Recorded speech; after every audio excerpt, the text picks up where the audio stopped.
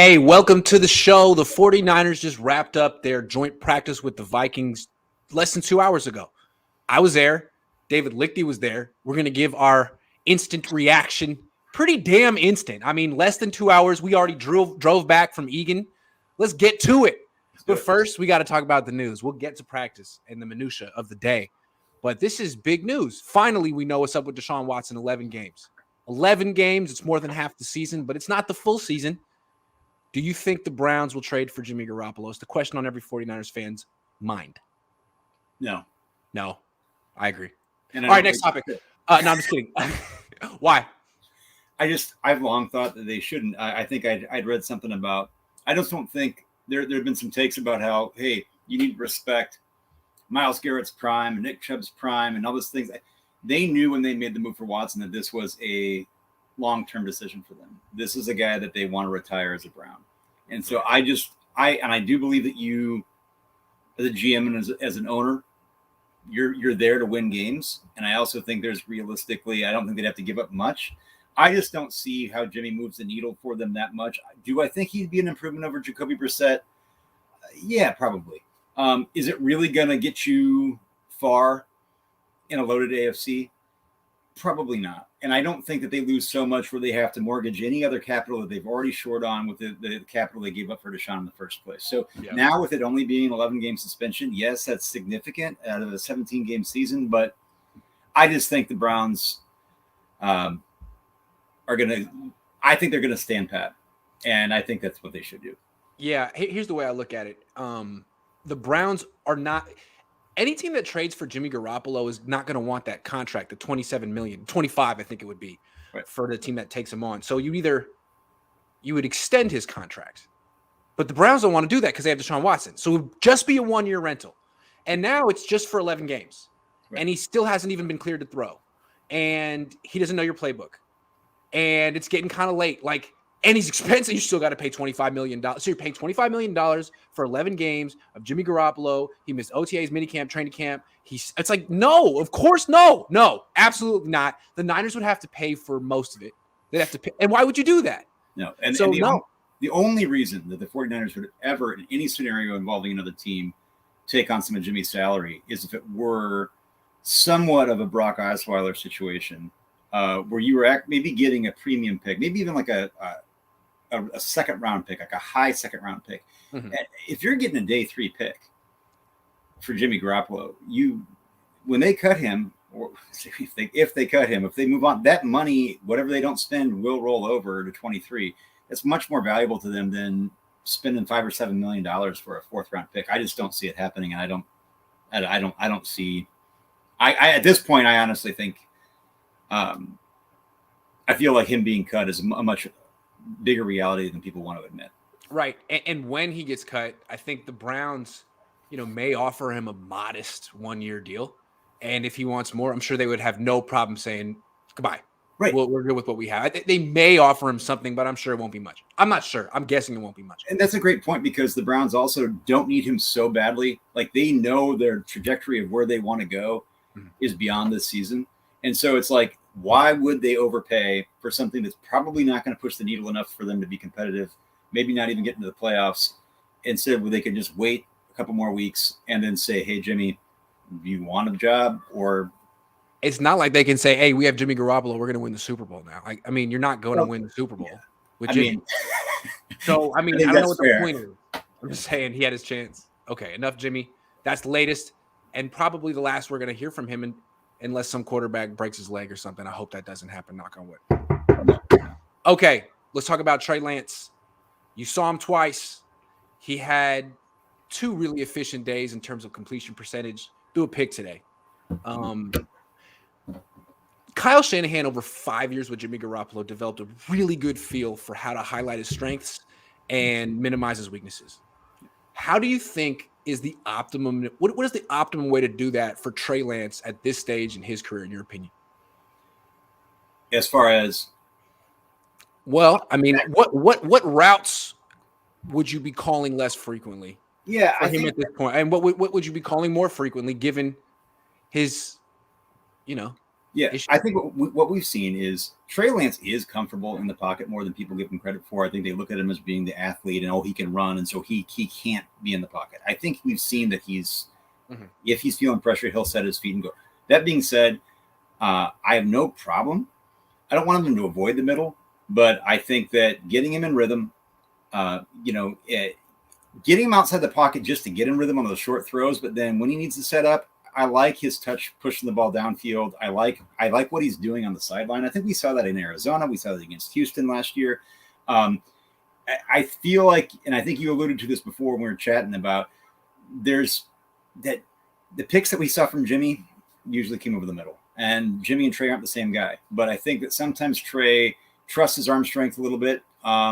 Maybe today, like even sometimes I don't know if it was too much zip. It was deflected. Ayuk got his hands on it, but I'd probably stay out of traffic. And that's Kyle, exactly what I was gonna say. Traffic. Yeah. Jimmy, you couldn't keep him out of traffic because there was only so much of the field he could throw into. But Right. with Lance, I don't think there's any reason early on to have him forcing passes into traffic. He could throw over the middle if it's one-on-one, but it seems like with his arm and all the different weapons you have, you should be able to find a one-on-one low-risk throw. And I think one of the reasons they were working on the deep out so much this offseason is it's a low-risk throw.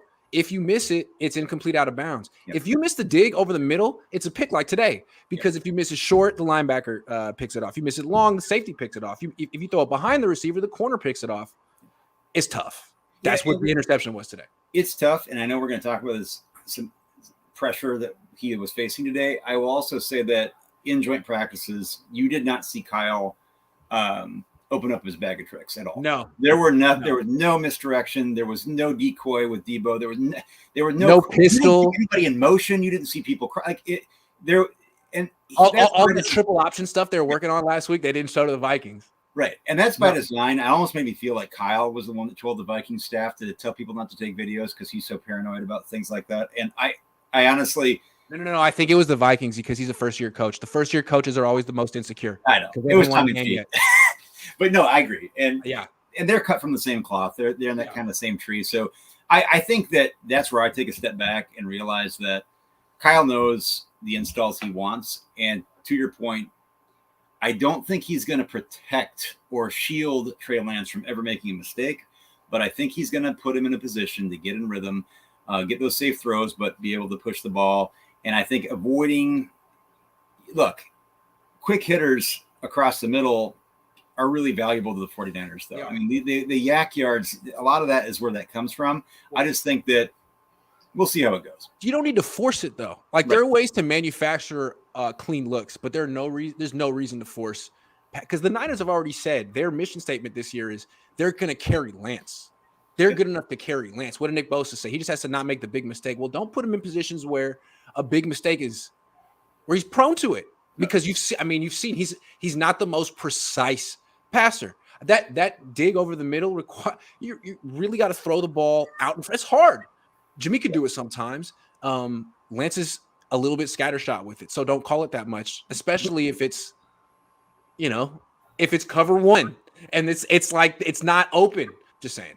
And I think where he excels, though, we even saw a play today that Ayuk, the very next play, I think it was after that, they were just doing situational. It wasn't just, teams weren't turning the ball over back and forth. It was that, going to the sideline, reminiscent of a throw that he might have had to make against Arizona. We even saw the throw to Danny Gray, which was the tad off against the Packers. He's comfortable making those throws. And I feel like more often than not, he's not putting those in harm's way. I really feel like that's, and so unfortunately, Ayuk didn't haul that one in today, but so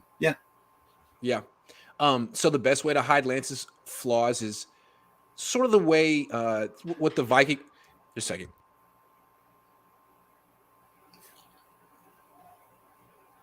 Sorry, housekeeping. Oh, why? What are you ordering? Nothing. I'll just get my room clean. Oh, wow. Okay, so what Philly does with Jalen Hurts is they call a lot of deep shots and sideline passes. Those are low percentage throws, but they're also throws that don't get picked very often. Yep. So that's a good way. But the other thing I noticed with Lance, and it's a bugaboo of mine, he'll fix it eventually, is the checkdowns. You saw it today with the Jeff Wilson over his head. He does that too much. Like way over the head. So I don't know if you don't need to give him a check down all the time because he's his check down. It was with how often did Kaepernick check down? If it's not there, Kaepernick's running, and that's 10 yards. So that may be something they adjust. That you may see some design throws to running backs, screens, angle routes out of the backfield, but the off your back foot, last option, throw to the flat, maybe not so much. Maybe he had a couple today. Yeah.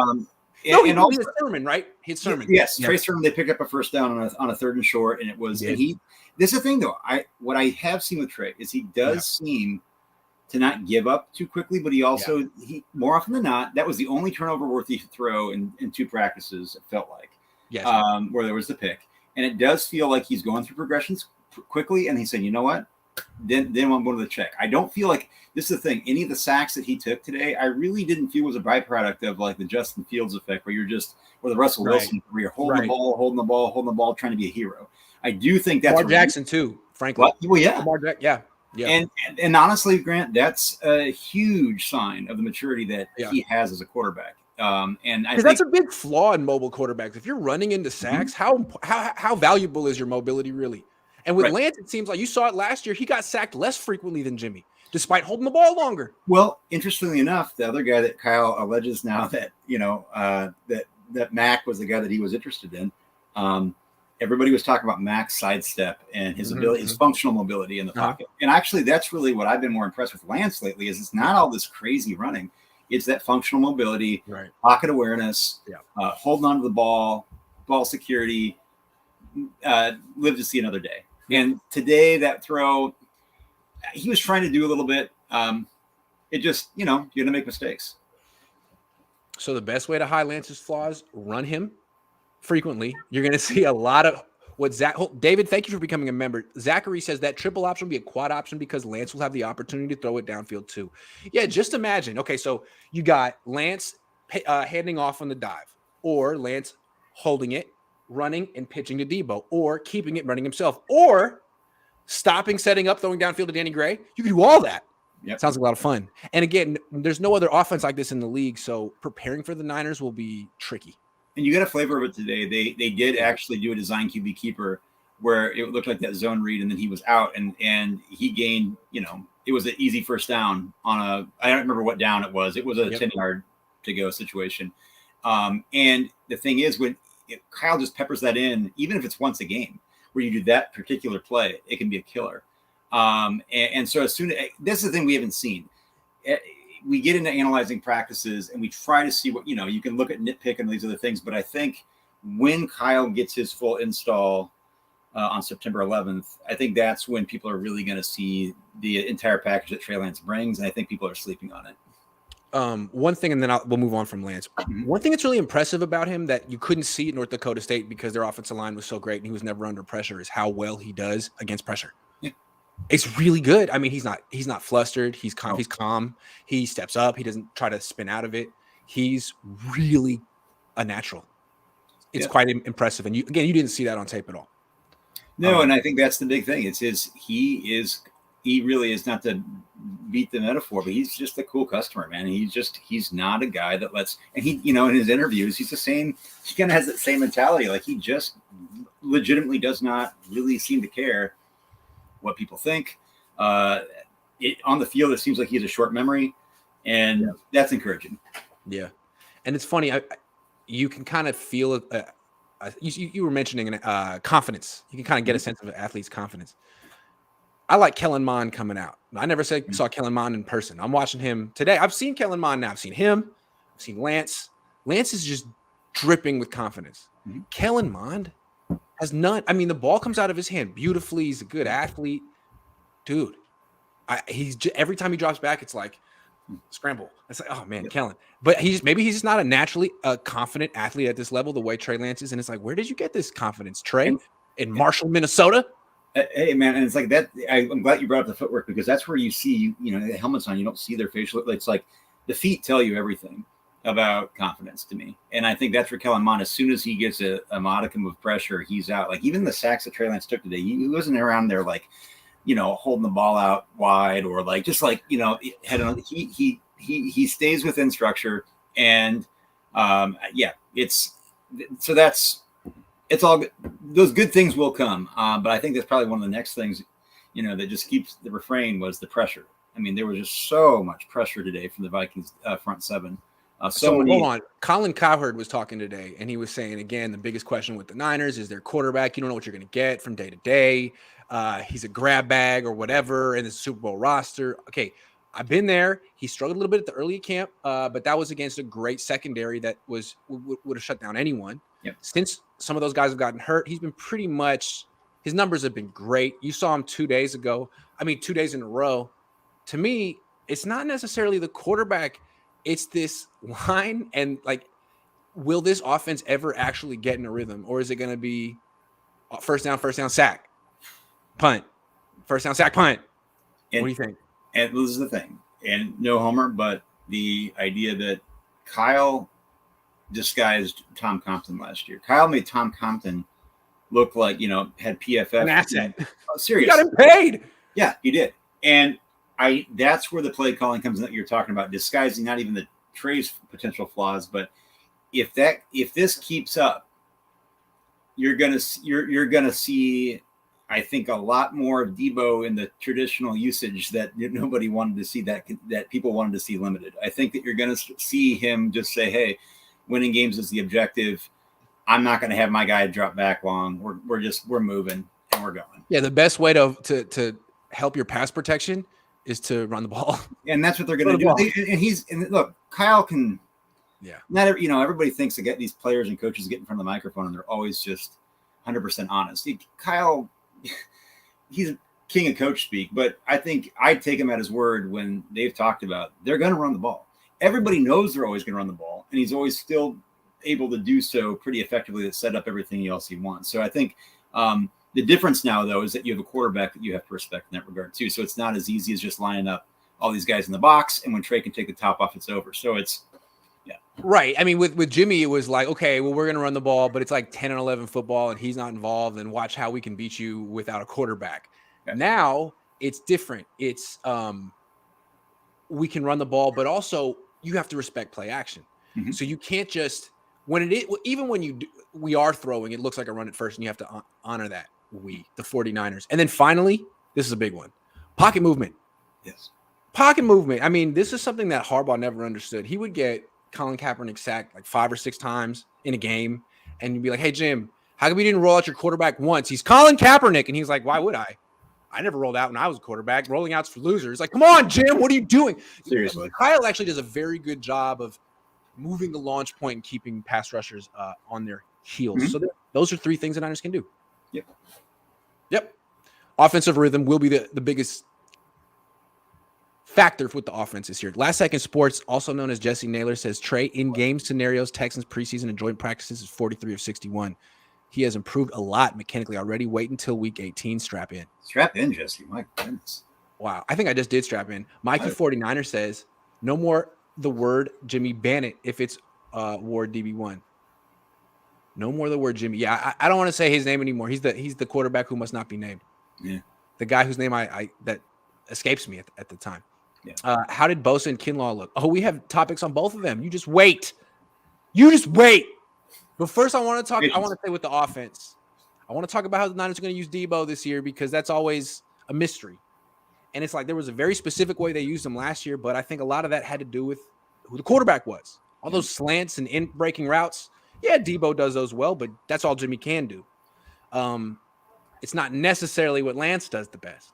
So how do you think? And it's, as you've seen, they're sort of figuring out and struggling to figure out how exactly the Lance Deebo connection is going to work. They'll get it. But right now, they're sort of in the experimental phase. Yep. And it's a lot of stuff down the field that's not hitting so far. So what do you think they'll ultimately land on? I still think that Deebo was, operating more exclusively as a receiver before Elijah Mitchell was going down last year. He was already putting together quite a season, but a lot of that still, again, was it's balls that you're catching near the line of scrimmage. It's tons of yak. I still think that you're going to see that. I still believe, today we saw a rep where it might have been slightly high, but it looked like, talking about Deebo might have mistimed his jump was near the sidelines, or it doesn't usually where he operates.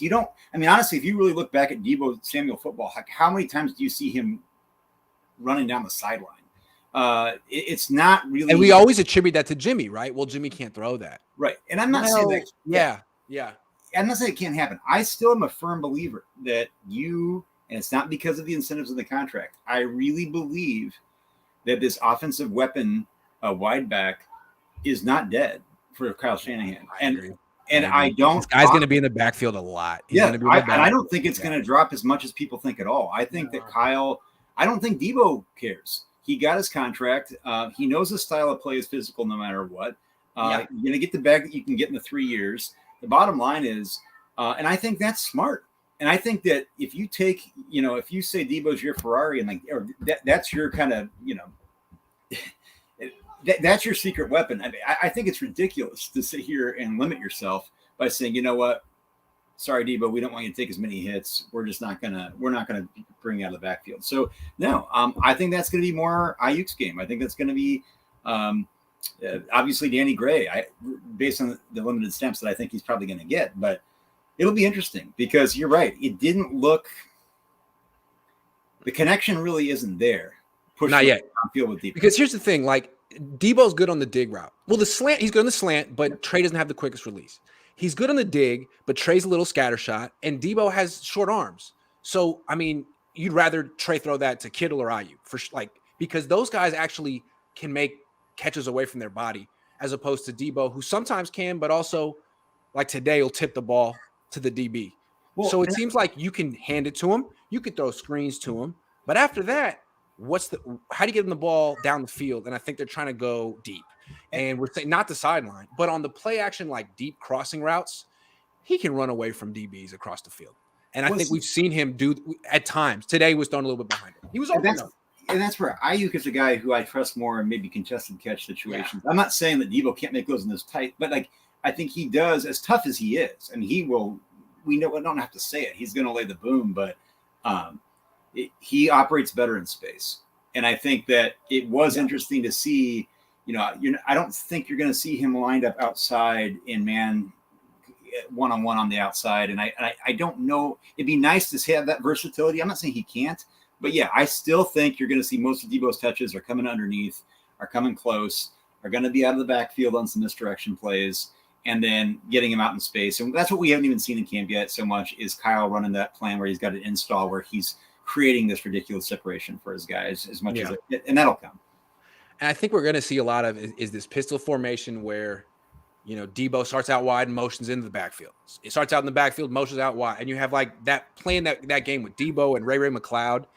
I think Ray's going to get a lot of snaps this year because he's going to be part of this whole run game package. And I'm curious to see how much they use check. They always pay use check, bring him back, love use check. They never use him ever. And his role in pass protection and I agree that he is. Yeah, I mean, look, we watch the NFL Top 100 list, and a lot of this is just fluff. These players are, bless their hearts, everybody's scratching each other's backs, right? But you watch some of that stuff, you realize what you said. Juice really is an underutilized and underappreciated weapon in that offense. Yeah. And I think though we did see many times where he was on a leak play. How many times did that happen? Drink, right? Jimmy missed the leak deep, and Juice is out there wide open, being overthrown. We all camp. Have we seen Juice?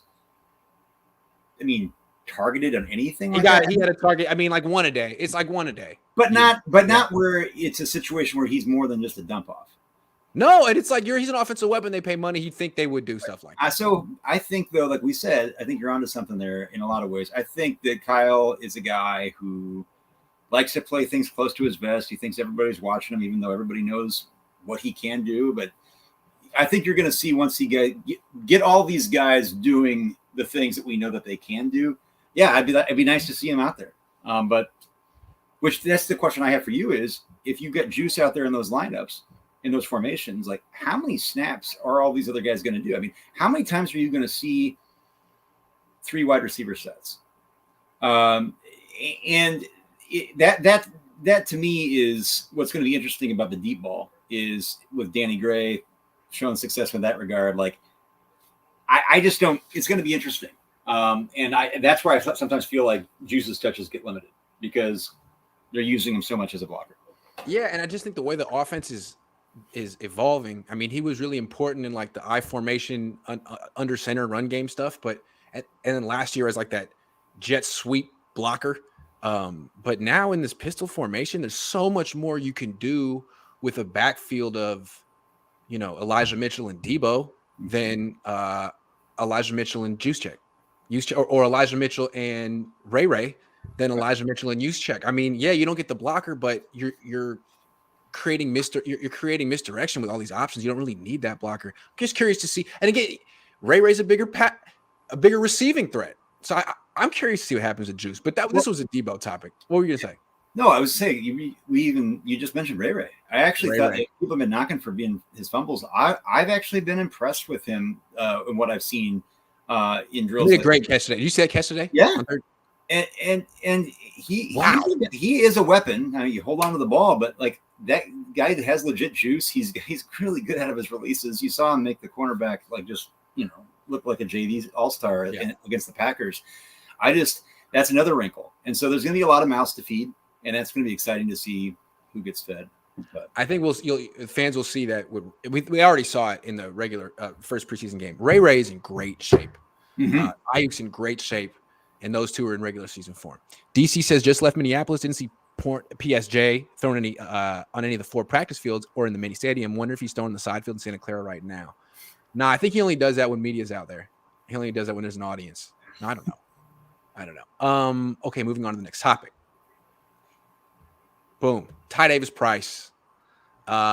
He's interesting because he's not particularly agile. So he's not going to do a move or he's not going to move in a certain way that makes you say, wow, in practice. He's just violent.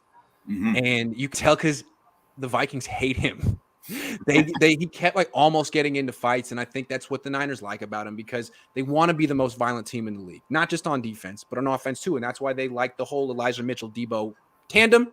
Yep. Elijah Mitchell runs hard, but he's small. He gets hurt. Same with Jeff Wilson Jr. They get themselves hurt by running so hard. This guy's legitimately big. And I think they feel that he just might fit their identity and they might be able to use him.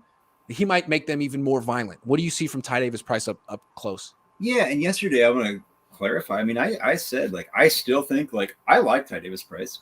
I thought 3rd round was rich. But I also think that Kyle went to the well 2 years in a row for a 3rd round pick, which to me, I'm not saying he's done on Sermon, but I believe this team and this coaching staff really likes Ty Davis Price. And like you said, he got run with the ones today. Yeah. For really, he hadn't had much of that up to this point. And one thing about him is he's tough as hell. He's gonna bowl through you, but he's I think relatively decisive as well. I think he can get to the corner quicker than you think. He's not going to juke. He's not, like you said, he's not going to remind you of Barry Sanders. But he is faster than he looks for a big guy. And I think that decisive nature is what really drew Kyle to him anyway. I mean, that's what he likes out of his back. So, I mean, Mostert wasn't flashy. He was decisive and fast and super fast. Now, Davis Price isn't fast like that, but he's decisive and big and fast and violent. It's the style the Niners want, and I think it's pretty much what Trey Sermon isn't, at least at this point. Well, yeah, and the thing you mentioned yesterday too is about, okay, can he catch balls? I think all these guys can be. It seemed like you know at the beginning you're talking about how he couldn't catch a cold out of the backfield, and I believe that's. I'll take it back. He can catch a cold. He can catch a screen. Screen's not that hard. No, I wouldn't throw him a Texas route. No, I wouldn't want him one-on-one against a linebacker. But if you get him like a little space and just like, you could catch a screen, Ty. Right, and he's not Jerick McKinnon. Yeah, no, yeah, and that's fine. And it's like that's the thing though, and I believe people said that about Raheem Mostert too. Like when given the chance, like they can do those. Yeah, he can catch a dump off, but also that pass protection, which as we saw today, I mean, if that's a you know the feather in his cap, we're going to need it. If there's any right, if it's any indication of what we've been seeing is going to follow into the season. So I don't know if he'll be a 3 down back for this team, but you can throw him a screen on 1st and 2nd down. He can block on pass plays, and it looks like he may be the kind of guy who has like a 3-yard run, a 2-yard run, a 3-yard run, but he could have a 50-yarder. If you get him a crease, he could run through an arm tackle, and he could be because Elijah Mitchell never gave you big plays. he was consistent, but he never gave you the big play. It was Deebo. I think you're going to get some big plays from Ty Davis. Yeah, I also think that with TDP in the game, I think that could be a prime time for Trey on some QB keepers as well. Like people might be feeling like you're keying in on this guy who doesn't seem to be like this more dynamic player. He's a young guy, and all of a sudden you key in on that rush and you bite on it, and there goes Trey for 15. So yeah, I think it's gonna. And if anything, I'm a big RBC guy, like running back by committee. I don't need the Adrian Petersons of the world, and Kyle doesn't need that to function either. So let's just, it's going to be next man up. And like you said, I like Elijah Mitchell a lot. I loved him in camp last year, but again, we're not going to see him the rest of the camp. And he'll probably be in and out of the lineup all year. Let's be realistic with Elijah Mitchell. He's a little back who runs like a big back. Yeah, he's probably going to be in and out of the lineup. And there's a reason that the Niners just drafted a big back who runs like a big back. Trey Sermon's a big back who runs like a little back. Elijah Mitchell, a little back who runs like a big back. This is a big back who runs like a big back. It's what they want. It's the identity they want to have. This guy has a super highway to a starting job eventually. And Kyle Shanahan, the number one thing to me that he likes out of all positions, I know this sounds like, because you never think of Kyle Shanahan as a meathead. He's not like that Mike Zimmer traditional type of but by God, he loves toughness. Like he wants, that's his. Well, he learned from Dante Pettis. Mm-hmm. Yep. Marquise Goodwin. Yeah. He learned. He learned. This team was way different 4 or 5 years ago. It was all about speed, not toughness. Now they want to be the toughest, most violent team in the league, and I think they felt that they were last year and that they're even more now. Well, and that's why he liked Elijah Mitchell too, because you made a good point. Yeah, he's a small back that runs like a big back, but Elijah Mitchell at Louisiana and going to the NFL last year, he's fast, but he's tough. He will run through you, but he doesn't have the physique to withstand that type of hit. So no, but also he wasn't pulling away from NFL defenders. Deebo does. Ty Davis Price might. He came close to pulling away in that preseason. He had one rush where he cut back and got like tripped up, but it seems like he could have some really long runs this year. I don't know. I think that's what the Niners think. Good. Callie Tremor says, with the injuries, where is the importance with the O-line versus the secondary? Go out and get more linemen or get more bodies in the secondary. Also, thanks for the big boy sizes with the Cohn merch. Oh yeah, for sure. Thanks for being interested. It's hard to get quality players in the secondary or O-line this late in the process, man. It's just tough. I mean, when you do, you get Josh Norman, right? You get Josh Norman. You get Jordan Mills. Nothing against Jordan Mills, but I mean, they've already tried. They've already gone that route. Mm-hmm. So, but just to answer your question, like, what is a bigger issue right now?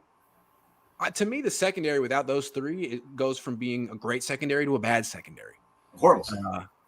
I don't know that there are no saviors coming back for the Niners offensive line, but there are some saviors coming back from the secondary. You can put it that way. Yeah. No, but their secondary looks great if you have Trevarius Ward, Emmanuel Mosley, Jimmy Ward. If you have all three of those guys out, that's a problem. But any NFL team, if you take your Pro Bowl safety out and your two starting corners, but any Mosley's NFL back. team would be the worst secondary in the league. I mean, Mosley's almost back. He might even play in this game. Yeah. Trevarius Ward, don't know what's up with him. I think he'll be back soon. Yeah. So I don't think they need to run him in the preseason. I think he's looked like, from what corroborating everybody that I've heard and trust, that he's had one of the best camps of any 49ers. He was looking great. So anyway, come on, Trevarius. Salah says Kyle doesn't open his bag of tricks until halfway through the season. I feel like we don't see it until week 8 or 9. He should probably kick that in. He should start sooner. Yeah, I maybe think he's figuring out what works for his team that year. I mean, he really changed his offense midseason last year. He had to, and he did. All right, Nick Bosa. Now, again, 2 fields, 2 practices simultaneously. I'm on the sideline. I'm behind an end zone. So I have a terrible angle. Let's put it that way. You are in the stands, and the defense is right in front of you. So you had a front row seat for Nick Bosa today. Tell me what you saw. I was sitting there with Steph Sanchez and Brad Graham today. I was looking.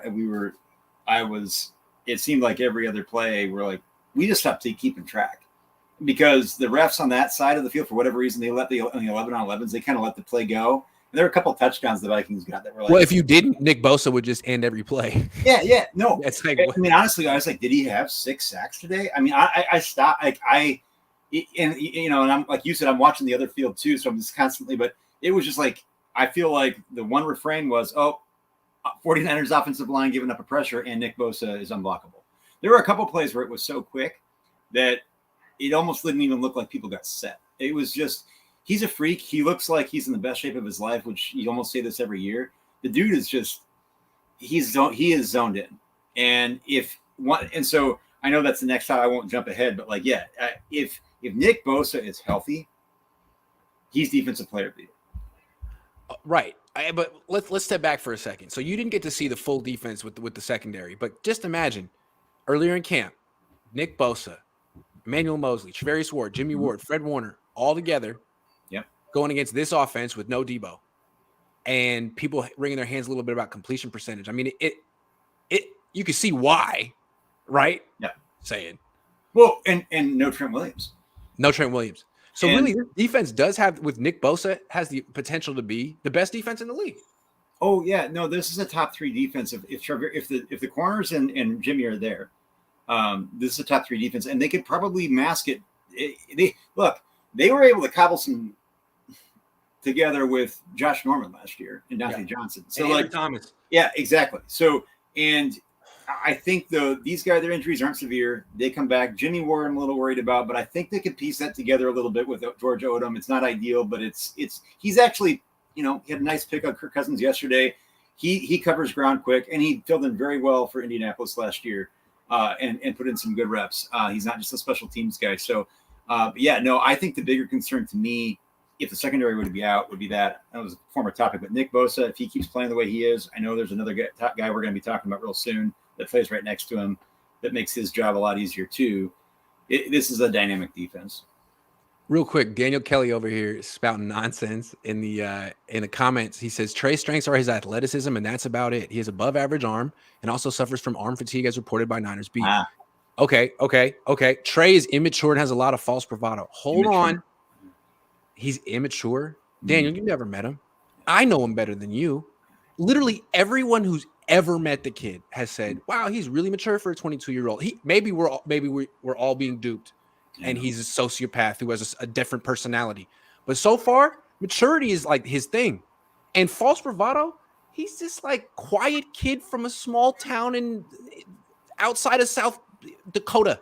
He really doesn't seem like the kind of guy who has a lot of bravado. He has a lot of. He strikes me as a quiet confidence kind of guy, not a false bravado kind of guy. False bravado kind of guy is like Baker Mayfield. Daniel Kelly, Daniel Kelly going full QAnon on us right here. This is the thing. I appreciate you, man. I mean, keep grinding out there. But, dude, what are you talking about? You're speaking in code, Daniel. I mean, this is the thing. It's like this idea. Everybody's lying. Everybody that's ever met him at every level is the one thing is this. I think that I won't address Daniel because I'm glad he said that though, because I think it's something that we can just that we talked about before is, if anything, what he's not a project is his maturity and leadership. It's like, to me, and the guy who false bravado, like what, like kissing his bicep, like what is he's the most understated person. He's one of the most understated kids I've ever met. Top 3 pick. You see a guy run down the field just to get the ball for a guy who had his first NFL touchdown. He could use more bravado. You know what I mean? He's almost on the Alex Smith spectrum. He's almost he's a square. He's almost a square. He's a freaking square. And Steve Young was being like, dude, you have a little license to be a little bit more of a jerk than this. Anyway, so I had to dispute that one. All right, let's talk Javon Kinlaw again. Yeah. You had a front row seat to the defense. I didn't. What did you see from Javon?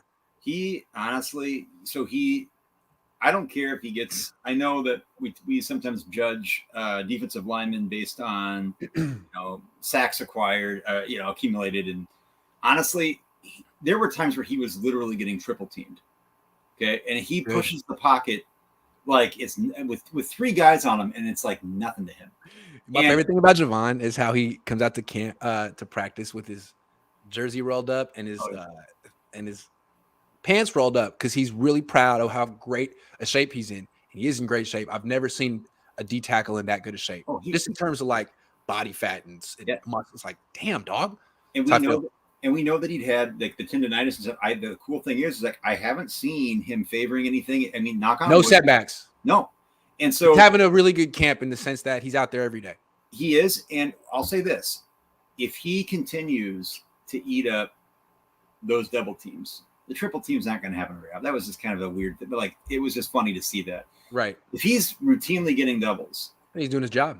Oh yeah. End of story. And the other stuff, he'll come. He's going to get his penetration. He's going to get his sacks. But like Nick Bosa is just going to eat so much. And if we see those situational guys, rotational guys like Kimoko Toure and Ebby Kam and Drake Jackson, he's one of the strongest players in the NFL. There are not many people like him. And he's the key to what killed me is that the Niners really traded him for Buckner. I still can't get over it. But at the same time, I understand from their perspective why they did it. As good as Buckner is, he's a finesse defensive tackle. You know, like in swingers, they're a finesse team, bro. He's a finesse defensive tackle. And as good as he is, their run defense was not good in 2019. If you look at their yards per carry allowed, it was high. And I think they felt, especially in a wide 9 defense, he wasn't a great fit for it. He's 6'8". He's a little lean. You can move him around.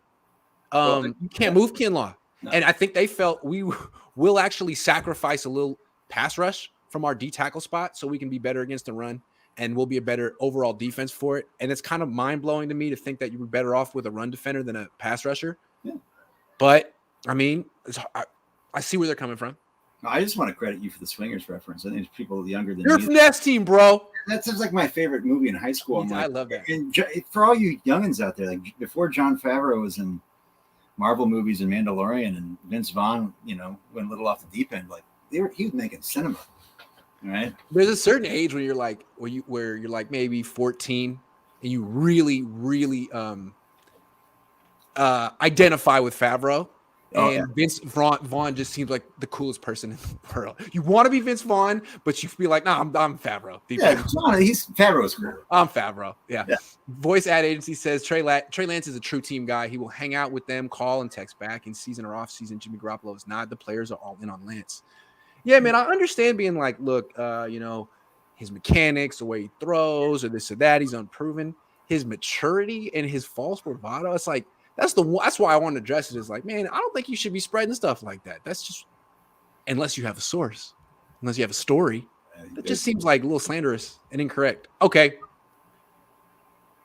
I have a 7:00 flight out of here. I can't do this all night, but this is the final question.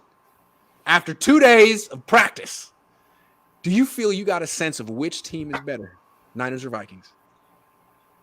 No.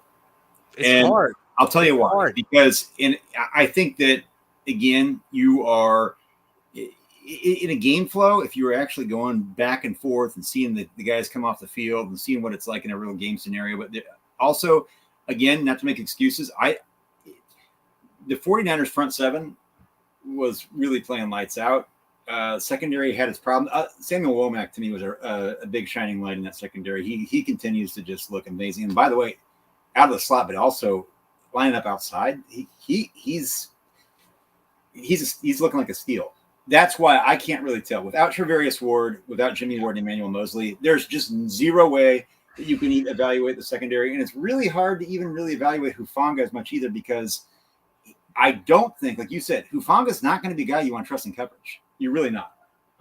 But that's not necessarily his role. And Jimmy Ward helps not disguise so much as like just complement what their expectations for those guys' roles are. So that's the big thing for me. If I would have seen that, fine. But I'll say this: despite Nick Bosa being disruptive, I do feel overall the Vikings offensive line looked more sound than the 49ers offensive line. And so in a lot of ways it's a push, but no, I didn't really learn much as far as that regard. I still believe very strongly the 49ers are a top tier team in the NFC when healthy. I really believe that. Yeah. I think the Vikings are a playoff team. I believe I'm not one of those people that's going to be surprised when they're in. I expect them to be one of the 7 teams, because in that division, Lions and Bears, I feel are relatively cheeks. You've got the NFC South with what looks like a one-horse show, and maybe pay attention to what's going on with Tom Brady. And then you've got the NFC East, which I think will probably be another one, too, depending what the Eagles and Cowboys do. And then it's the Rams and the Niners. Maybe the Cardinals figure out something. I don't know. Okay. So it's tough to answer this question because I didn't see every play. Like when I'm at a normal practice, I can see every play, and I'm like, I can tell you for certain if the offense or defense got the best of that day. This one's tough, but my feeling is that at least in these practices, the Vikings were a slightly better team. Now, again, the Niners were missing 3/4 of their secondary and a lot of players, their right tackle. So I guess it was to be expected a little bit. But what the Vikings have going for them, the Niners are a very good team, but I think the Vikings are going to win that division. Oh, I mean, look, the Packers always win it, but they lost Devontae Adams. They don't have a receiver. Watching Justin Jefferson in person, you were a little bit closer, but damn! Yep. Wow! Wow! You could throw to him every play. Every time I looked up, it was like 8-18, 8-18, 8-18. I think he could have the Cooper Cup year from last year because he's now with the Cooper Cup coach. He's going to go nuts. He is. Yeah. It's okay to say this, and it's not overreacting in preseason. It's looking over the first couple of years. And I thought Justin Jefferson was a first-round receiver. I was wrong on him not being a top 15 pick. And I wasn't slandering him at the time. I felt like he was going to be. I got duped by the collegiate coach's usage. I think okay, all he's going to be is this inside guy. Yeah. Yep. And when really like him and Jamar Chase are the two best wide receivers in the league at the same school. Yeah, they're so Justin good. Jefferson is. I think what you're going to see very quickly is people are going to have that. Everybody thinks we got to say Devontae Adams. I honestly think Justin Jefferson may be the best receiver. Kyle said that. Kyle said that. He really? He said it last year in a press conference. He was either before or after the game. He goes, Justin Jefferson is the best wide receiver in the league. He's already said that. Yes. He has everything. It's just body control, speed, his routes, his confidence. Like he's never. And today I went back and forth with Croc Croc's a DB, and I felt like Yamador Lenore was grabbing his jersey, which he was. And but yeah, I mean, Lenore had a nice PB, but like Jefferson gets up and he's like, okay, I've been smoking you all drills. I'm gonna do it again. And it's like it's just who he is. And he made a one-handed catch. I think he landed out of bounds, but it was like so easy. No, and look, Dalvin. I'm sorry, Dalvin's healthy, and O'Neal and Darrisaw are pretty good young bookend tackles. Interior line's a little iffy, but yeah. And now they got Zadarius Smith. Yeah, and now they got Zadarius Smith, who wrecked the Niners in that final play. He wrecked Colton McKivitz. Thank you very much, Colton. Yep. No, the Niners have never been able to block Zadarius Smith at any point. He is a good player. Anyway, yeah, David. Hey, I've enjoyed it. You live out here, right? I live in far northeastern Minnesota on Lake Superior, but I lived in Minneapolis for 12 years before moving up there. Wow. Well, it was my first time out here. I went out last night to a Italian restaurant that was freaking amazing. There's good food out here. It's a food city. It's a music city. It's a sleeper. It's a dark horse. Good beer too. Okay. Anyway, no Purple Rain. I was disappointed. But Prince did pass away, so I guess it's tough. You can go walk by First Avenue. It's right there, probably by your hotel. Where you filmed. There you go. Cool. All right, I gotta let the lady do her thing. Yeah, man, she's been knocking down the door, man. Yeah, thanks for watching, everyone. I'm flying back first thing in the morning, so I'll be back streaming tomorrow. See you then, David. Great job. Thank you, brother. Check him out on all 49ers, si.com/NFL/49ers. He'll be doing some writing for me this season for us. Yeah. Thanks. Peace.